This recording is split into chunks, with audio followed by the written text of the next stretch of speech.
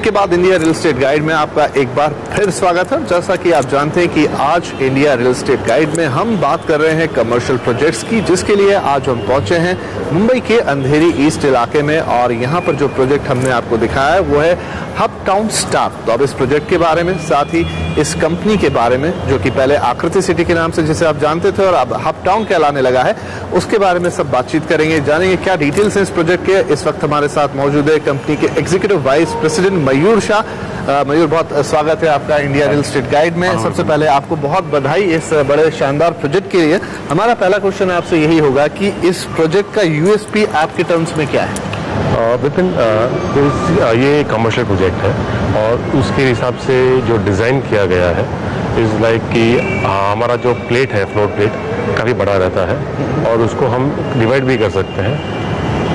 But अगर आप जो यूएसए मांग रहे हो कंस्ट्रक्शन डिज़ाइन की बात है, जहाँ पे इसे हम फ्लैट स्लैब कहते हैं, फ्लैट स्लैब कंस्ट्रक्शन, तो अंदर कोई भी आपके वहाँ पे बीम नहीं आता है और जो कॉलम के बीच में जो लेंथ, जो डिस्टेंस होता है वो काफ़ी होता है। वो हिसाब से क्या है कि ऑफिस की जो प्लानिंग होती है वो सही तरीके से विदाउट लूजिंग एनी एरिया आप एफिशिएंटली प्लान कर सकते हो। This is the main USP, आप जो अगर मुझे एक देना हो तो। मयूर, अगर हम पूरे कमर्शियल रियल एस्टेट की बात करें, आप लोगों ने काफ़ी काम किया है कमर्शियल स्पेस के अंदर, लेकिन मौजूदा हालात को अगर हम देखें और ख़ासतौर पे बॉम्बे के कमर्शियल मार्केट की बात करें, कमर्शियल रियल एस्टेट की, कैसा सिनेरियो आपको नज़र आता है? सिनेरियो ऐसा है कि आज का सिनेरियो में इकोनॉमिक जो थोड़ा स्टॉपेज हो गया है सब लोग की एक्सपांशन में या ग्रोथ में, वो दिखा गया है कि लोग अभी, पहले क्या होता था कि लोग अपनी ऑफिस उनकी छोटी पड़ती थी 3-3 साल में, 4 साल में, तो उनको हमेशा बड़ी ऑफिस की ज़रूरत पड़ती थी। अब देखा गया है कि लोगों की वो जो ज़रूरत है वो थोड़ी कम हो चुकी है, तो वो हिसाब से जो पहले से जो डिमांड थी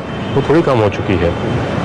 बाकी अगर देखा जाए कमर्शियल एरिया है, अगर आप यहाँ पे काम करते हो तो there is continuous demand happening, because पहले 10 में से 3 लोग एक्सपांड कर रहे थे, अभी शायद 2 लोग या 1 लोग एक्सपांड कर रहे हैं, लेकिन वो ज़रूरत फिर भी लोगों की है और उस पर खाली इतना है कि डिमांड थोड़ी कम हो चुकी है, अदरवाइज एवरीथिंग एल्स बाकी सब सेम रह गया है। ओके, और आपको लगता है आने वाले वक्त में डिमांड फिर से एक बार पिकअप करेगी?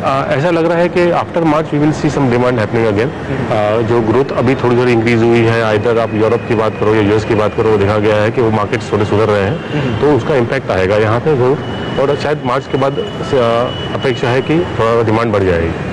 चलिए, अब एक बार हम फिर बात करते हैं हब टाउन की। ये तो आपके इस प्रोजेक्ट की बात हुई, और कौन कौन से प्रोजेक्ट हैं जो आपकी पाइपलाइन में और आने वाले वक्त में आप डिलीवर करेंगे? हब टाउन के जो नए प्रोजेक्ट्स अभी जो आने वाले हैं, साउथ बॉम्बे से चालू कर सकता हूँ कि वहाँ पे हमारे 4 प्रोजेक्ट बड़े बड़े रेसिडेंशियल के आ रहे हैं। जो हमारे पास पहले फोकस सिर्फ अंधेरी का था या अंधेरी के आजू बाजू का था, अभी ज़्यादा फोकस हमारे आ रहे हैं right from south Bombay up to Mira road.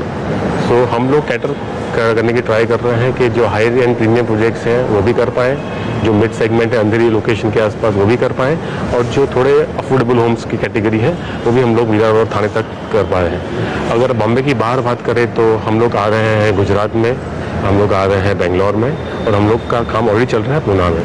Poona में हमारा ऑलरेडी प्रोजेक्ट है अफोर्डेबल होम्स का, और एक हाई एंड होम्स का भी है जो ख़त्म होने आ चुका है। सो बेसिकली एक्सपांशन चल रहा है कंपनी का, प्रोजेक्ट्स काफ़ी बढ़ चुके हैं जो पहले से थे, और एक नीति रही है कंपनी की कि सबको कैटर कर पाएँ, तो आप हर एक सेगमेंट में आपकी प्रेजेंस दिखे। अच्छा, अगर हम आपके पोर्टफोलियो की बात करें कंपनी के, तो कमर्शियल और रेजिडेंशियल क्या रेशियो आप रखेंगे? अभी एज ऑफ टुडे आप पूछेंगे तो commercial would be around 40%, 60% would be around residential. ये अभी का बाइफर्केशन है। एक आखिरी सवाल मैं आपसे पूछना चाहूँगा मयूर, हब टाउन अब नाम हो गया आकृति सिटी का, 30 साल पुराना बहुत बड़ा ब्रांड है, लोग इसे बहुत अच्छी तरह पहचानते हैं, तो ये क्या स्ट्रेटेजी थी इसके पीछे कि आपने नाम बदल के हब टाउन किया?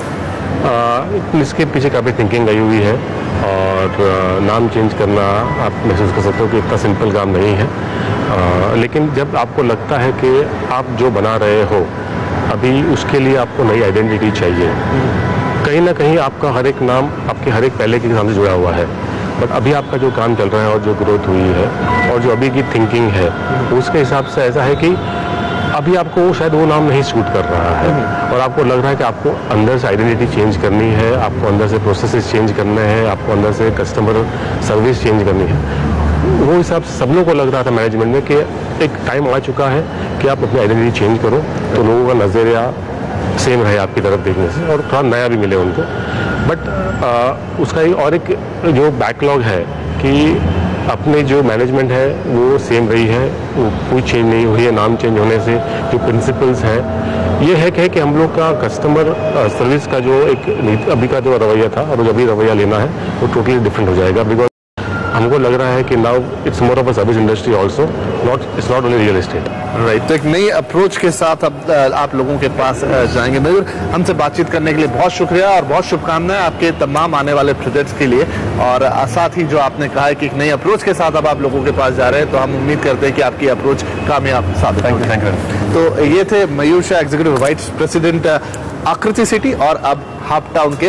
और आपने देखा और सुना कि इस प्रोजेक्ट के अंदर क्या खास बातें हैं, क्यों अंधेरी को ही चुना गया, साथ ही अपना नाम बदलने के पीछे कंपनी की क्या स्ट्रेटेजी थी। बहरहाल इंडिया रियल एस्टेट गाइड में आज का एपिसोड यहीं खत्म करते हैं, लेकिन अगले हफ्ते आपसे फिर मिलेंगे एक नए प्रोजेक्ट और एक नए डेस्टिनेशन के साथ। तब तक के लिए नमस्कार।